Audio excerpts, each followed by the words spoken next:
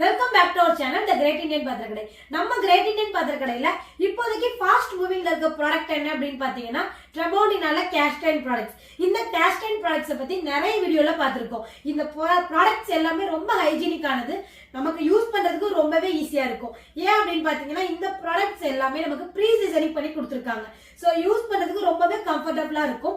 நீங்க யூஸ் பண்றதை பொறுத்தும் மெயின்டைன் பண்றதை பொறுத்தும் இதுக்கு நல்ல லைஃப் கொடுக்கும்.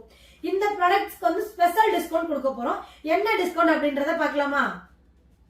ட்ரெமோண்டினால நீங்க ஒரு பீஸ் பர்ச்சேஸ் பண்ணீங்க அப்படின்னா ரெகுலர் டிஸ்கவுண்ட் பிளஸ் அதுல இருந்து 150 rupees லெஸ் பண்றோம்.